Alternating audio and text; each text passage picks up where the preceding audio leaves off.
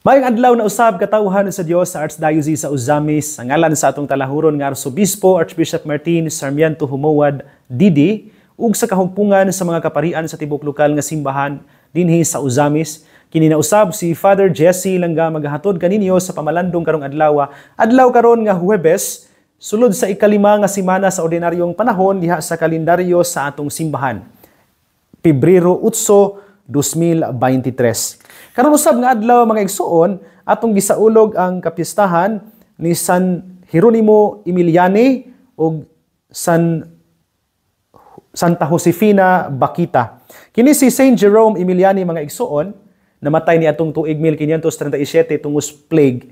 Usa ka Venetian soldier, sundalo, nga nakonberter nga sa pagtuo, unya siya pod ang nahimong founder ni atong tuig 1534 sa Clerks Regular of Sumasca, sa kagrupo nga dedicated kaayo to the poor and education of the youth, and he is also patron of orphans and abandoned children. Sa laing bahin, si Saint Josephine Bakita mga igsuon, namatay niya itong tuig 1947, usa ka Sudanese girl nga gibaligya aron mahimong ulipon diha sa usop man kay sa una ng slavery. Nadala siya nga to sa Italy, unya nahimo siyang nani.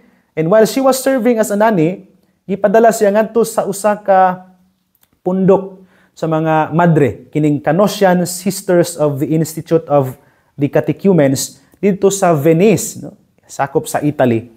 Dito nabunyagan siya nya dihang na mature na siya, gi-grant sa iya kining freedom dihas balaod no sa Italian sa Italian law, no. Niadtong tuig 1897 ni nagpasakop siya sa mga madre nga nagbunyag niya kining Canossian Daughters of Charity, ug didto ni alagad siya isip madre sa mapaubsanon kaayo nga paagi for the next 25 years.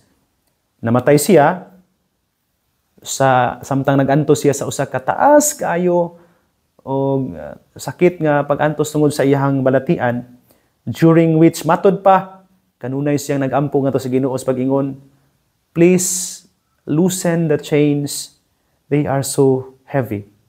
Niya wala sa ilaing gibungat sa iyang kanang sa adlaw di namatay siya. Our Lady, Our Lady. Nagsangpit siya sa mahal nga birhen. Ang ebanghelyo nga atong pamalandungan karong adlaw mga igsuon, atong kutloon gikan sa ebanghelyo sumala ni San Marcos. Unya, milakaw si Jesus ug miadto sa kayutaan duol sa syudad sa Tiro. Misulod siya sa usa ka balay ug dili unta siya buot nga may mahibalo nga siya didto sa sulod, apan wala gayud siya makatago. Dihi usa ka inahan nga may anak nga babayi nga giyawaan. Sa pagkabalita niya mahitungod kang Jesus, miadto dayon siya kaniya ug mihapa sa iyang tiilan.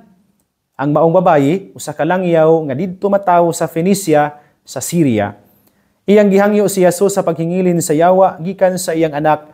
Apan si Jesus mitubag, kinahanglan unahon pagpakaon ang mga anak, dili maayo nga kuhaon ang pagkaon sa mga anak o gipakaon sa mga iro. Mitubag ang babayi, apan sir, bisan gani ang mga iro diha ilalom sa lamesa, makakaon man sa mumuho sa kabataan. Ug miingon si Jesus kaniya, tungod sa imong gisulti, makapauli ka na. Ang yawa migula nagikan sa imong anak. Busa mipauli ang babayi sa ila, ug iyang hikaplagan ang iyang anak nga naghigda, wala na diha kaniya ang yawa. Mga igsuon ang ebanghelyo sa Ginoo. Daygon ikaw o Kristo. Mga igsuon ko diyan ni Kristo, maayong adlaw pag-usab kaninyong tanan. Laing talagsaong kasinatian karon ang atong nadungog kauban si Jesus atong Ginoo. Sabi nahitabo didto si Jesus sa usa ka dapit sakop sa Tiro. And Tyre and Sidon mga igsuon is near to the land of Israel, pero this is a Gentile kining place, no? Lugar kinis mga hintil. But pasabot nga niya dinhi ang mga tawo nga dili na kabahin sa piniling katawhan sa Dios, quote and quote. Nga, unsay nakanindot ni ini mga igsoon. Tungod kay, samtang dito si Jesus, dunay usa ka babaye nga ang iyang anak nga babaye giyawaan. Ang problema, she was a Syro-Phoenician woman. Ikan siya sa Phoenicia, sakop sa Syria. Which means, nga dito si Jesus sa usa ka teritoryo nga sa mga hintil puning niduol karon ni Jesus, a Gentile woman, usa ka Syro-Phoenician woman, nga nagpakitabang in taon kang Jesus. Kung atong pamalandungan pag-ayo mga igsuon, kining usa ka kasinatian sa babaye nga dili katagilungsod ni Jesus kay lagi hintil man siya, doon natin nindot kay makutlo nga pagtulon ani ini. First, let us allow ourselves to feel, especially those individuals karon sa kalibutan, nga nakabati nga they are alone and they don't belong. Katubang mga tao karon sa kalibutan, it might be us, no? Nga nakabati og wala man ko mabilong ining dapita. Katubang mga na-isolated og na-itsapwera. Katubang kanunay nga gi-reject sa kinabuhi. Let us put ourselves into the place of this woman. Sa manitabo, niadto siya kang Jesus. Pag adto niya kang Jesus, dihang nagpaila siya ug nailhan gidayon siya ni Jesus. Unsay giingon ni Jesus ngadto kaniya? At first, the words of Jesus was seemingly condemning. Labi na gyud ang mga tao nga nasa iyang palibot. Pero imbis nga mo palayo sa Ginoo, usay nakanindot dinhi, tungod kay instead of moving away from God, from Jesus, the woman keeps on coming and moving towards God. Disadvantage na ganin niya tungod kay dili siya Hudiyo, she was a foreigner, naapaganitong seemingly condemning words of Jesus, plus ang mga tao nga naghukom na niyang daan niyo sa iyang palibot. Tungod kay babae siya, and remember, during the time of Jesus, mga babae, dili sila kaayo susamag dignidad no, sa mga lalaki. And in the Jewish culture, ang mga babae, they count little sa ilang panahon. Ubos yun, no, ang ilahang panglantaw sa mga babae. So, kining nana dito tanan, no, ang disadvantage. Foreigner siya, babae siya, ikondem na sa daan sa mga pulong ni Jesus. Pero kung tanaw na to pag-ayo mga igsuon, akong balikon, instead of moving away from God because of that disadvantage, because of that feeling of being condemned, anong feeling lang, tungod kay wa man gyud siya i-condemn sa Ginoo. Because of the feeling of being disregarded or rejected by God, instead of moving away from Him, what He did is that He moved closer and closer towards God. Mas nagpaduol, hinuon siya sa Ginoo diha sa iyahang kalisod. Kung nindot kay natong pamalandungan mga igsuon, every time we feel as though God is not listening to our prayers, I hope instead of moving away from Him, we will move even closer and closer to God.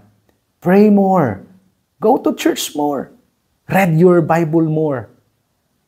Go and move closer and closer to God's grace all the more. Dayon, nadung nato nga si Jesus mitubag, human nga mi-request kining babae nga ayuhon ang iyang anak nga giyawaan. Si Jesus mitubag kantos babae, dili maayo nga kuhaon ang pagkaon alang sa mga anak ug ihatag ngadto sa mga iro.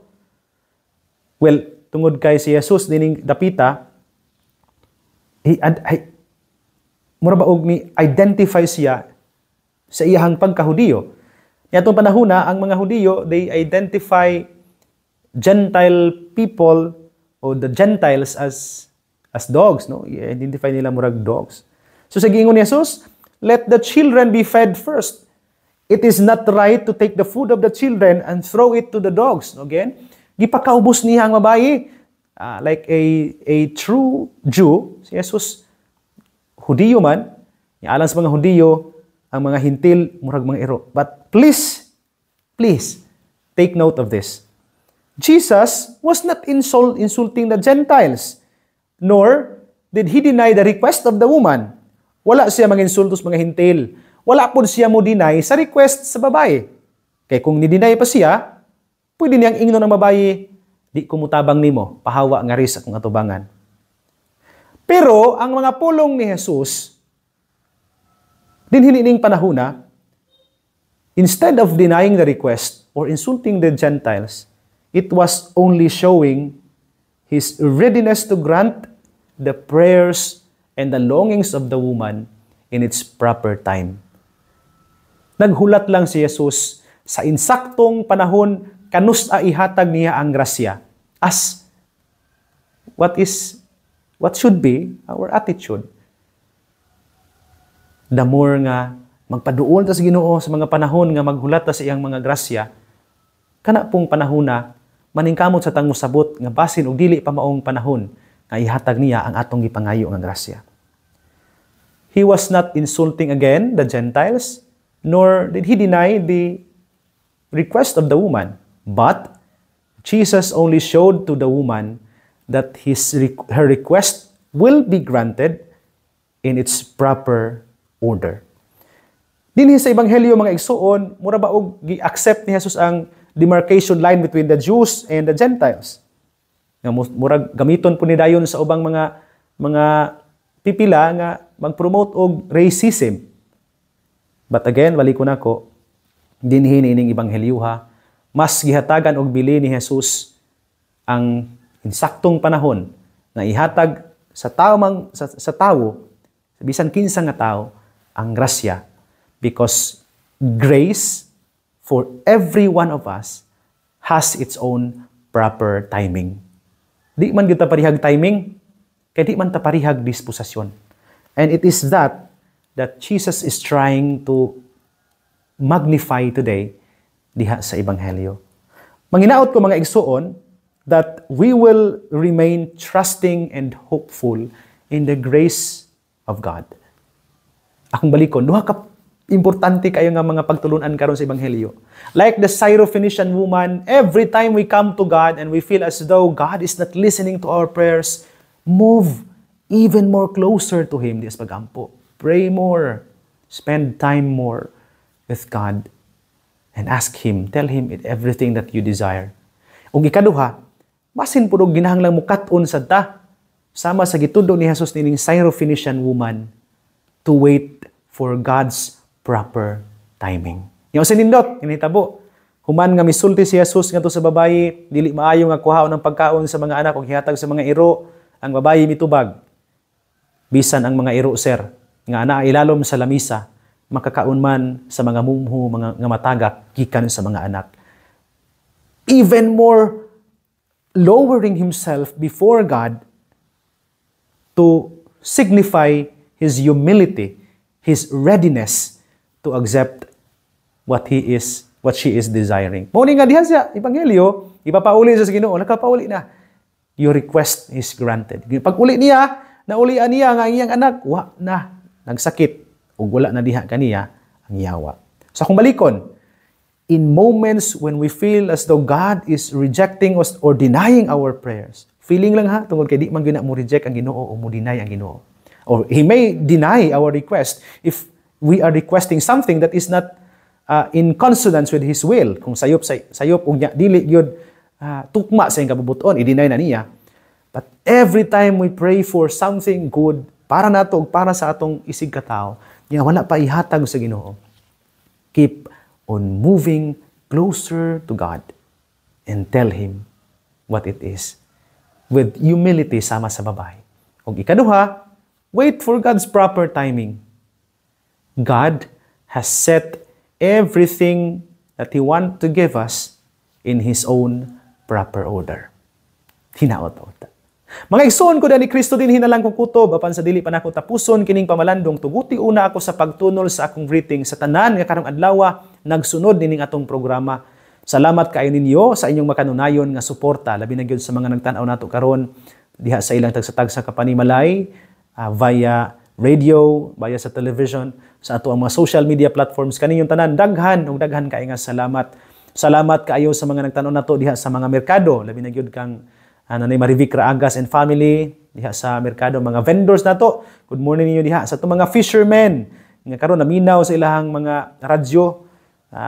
Samtang naa sila sa ilahang balay nagpahulay no, kay wa pa mangnagat niya panggabi. Sa mga farmers nato, mga drivers ato mga utility vehicles, good morning ninyo diha. Sa mga naa sa malls, mga nag-shopping, mga cashiers, mga baggers ug uban pa kaninyong tanan maayong adlaw, maayong buntag. Sa mga naa sa eskwelahan, kay nag-eskwela, di sila tingali makadungog niini pero makapaminaw tingali sila unya dapita dinis social media platforms na to. Mga teachers, mga students, kaninyong tanan maayong adlaw, maayong buntag. Sa tanan nga nagsunod ining programa sa walay puas, nagsuporta kanato nining ato ang pamalandong. Salamat ug daghan kaayong salamat kaninyo. Akong special nga greetings sa mga nagsunod natong pamilya. Labi na gyud kang Sir Alan ug Ma'am Fris Lubitania, kang Sir Dado ug Ma'am Benny Canunio, kang Tatay Ben ug Nanay Rafael Yastosi and family, kang Nanay Helen Novo and family, kang Dr. Lady ug Kuya Aldrin Perez and family, ba sila mga anak, kang Adriana, kang Paula, kang Japoy, good morning. Kang Nanay Angie Sapero, sa pamilya Kong, sa pamilya Idol, salamat kayo. Sa pamilya Takan, de Los Santos, Gides Caruso, labi na gyud kang Nanay Gloria, Nanay Sario, Nanay Lourdes, good morning ninyo diha, no? Kang Paridudong Tumataw, kang Pari Ramil Uringot, sa ilang mga pamilya, kang Pari Usfer Arivalo, kang Kapitan Bernial Asok and family, kang Ma'am Emma Filipino and family, kang Ma'am Maris Sukson Gamboa and family, kang Nanay Emma, Nanay Doral Yagas, salamat kaayo. Kang Board Member Emmy Lahay-Lahay, sa pamilya Lahay-Lahay, labi na gyud kang Ma'am Josie ug Ma'am Juday Lahay-Lahay, salamat kaayo. Kang Ma'am sa pamilya Hermoso, Auman, Lagat, good morning ninyo, no? Salamat pod kang Ma'am Marceline Primasio and family, kang Ma'am Rosvilla Kalimpusan and family, salamat kaayo. Sa pamilya ni Primitivo Elena Lausa, kang Chris Bebeth Pistilios, kang Ma'am Nida Munoz and family, kang Ma'am Emma Tuba, kang Kuya Richard Bation and family, sa pamilya Junson Amparado, Macabio, Laranjo family, good morning. Kang Nanay Rosie Maghanoy, kang Alfaro Ganiete and family, kang Sir Imo Nilson Limpahan and family, kang Pare Julmar Sige and family, kang Kuya Sanig at Marites Dominal and family, kang Nanay Grace Ann Pang-an and family, kang Ma'am Janice Sinilong and family, kang Kuya Luloy Lumakad and family, kang Nanay Tatay Boy ug Nanay Konsing, salamat kaayo ninyo. Sa pamilya Cos, Des Baliangaw, Panaon, good morning. Sa mga nagsunod nato diha sa ilang mga panimalay, labi na Clarin, no? Kang Don Miguel Nunez, kang Marifeg Julian Ladion, kang Nanay Waning, kang Delmao Gadela Bacod, kang Sir Joel Aclao, good morning ninyo diha, salamat kaayo ninyo. Kang Ma'am Gabriela Acailar ug Ma'am Irene Palgan, salamat. Sa mga nagsunod nato diha sa ilang mga panimalay karong adlaw, sa mga nagkadaiyang parokya nga maabot ining Sibya, salamat ug maayong buntag ninyo. Special nga greetings pod karong adlaw sa parokya sa Don Victoriano, no? Sakop nining probinsya sa Misamis Occidental nga nagsaulog sa ilang kapistahan uban sa ilahang Padre Cura si Father nalimot mahimong kuno sa ngalan ani si Father Brendan Kelly, no? Happy fiesta ninyo mga taga Don Victoriano, no? Akong pag-ampo nga inyong pagsaulog dining fiesta puno gayod sa kalipay o kamaya o sa daghang grasya gikan sa Ginoo. Mga igsoon ini na lang kukutob ayog kalimot, ang pulong sa Dios ang ayan gayud nga pamation, pamalandungan ug paningkamutan nga mapuy-an. Bulahan ang tawo nga naningkamot magpuyo sa pulong ni Jesus kay sama siya sa usa ka kahoy nga gitanom daplin sa sapa. Kansang mga dahon bisan kunting init dili gayud malaya. Timpo sa ting bunga, muhatag usab siya kanunay maayong bunga. Igsoon, ugma na usab uban sa panabang ug pangamas atong mahal nga inahan si Santa Maria, atong gitawag mga misamisnon ug ang Birhen sa kuta, ang Dios sa kanunay, magapanalangin unta kaninyo. Sa ngalan sa Amahan ug sa Anak ug sa Espiritu Santo. Amen.